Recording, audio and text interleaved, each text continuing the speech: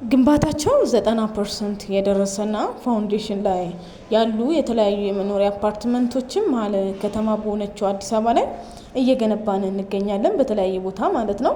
እስቲ ዛሬ ለየት ያለ ኢንፎርሜሽን አልስጣችሁ። ዛሬ የምሰጣችሁ ኢንፎርሜሽን በፋውንዴሽን ላይ ያለና ያለቀ አፓርትመንት ሲገዙ ያለው ልዩነቱን ልንገራችሁ። አንደኛው ዋጋ ነው ዋንኛው ማለት ነው።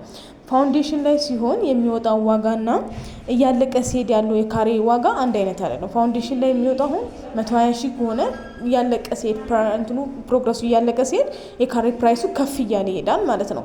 ሁለተኛው ታይም ነው። ታይም ስላችሁ ጊዜ ማለት ነው። ይሄ በፋውንዴሽን ላይ ያለ ሲሆን 2 አመት ከሆነ በ2 አመት ውስጥ የሚያልቅ ሲሆን ያከፋፈል ሁኔታችሁ በ2 አመት ውስጥ ተከፋፍሎ ይሰጣቸዋል።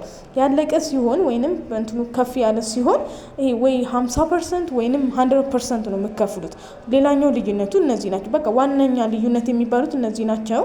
ታዲያ እንዳልኳችሁ በተለያየ ቦታ አዲስ አበባ ላይ እየገነባን ስለሆነ ከባለ 1 መኝታ እስከ ባለ 3 መኝታ ይህን የምትፈልጉ ተጨማሪ ኢንፎርሜሽን የምትፈልጉ ባይ ላይ በማስቀምጥላችሁ ስልክ ደውሉልኝ። መልካም ቀን።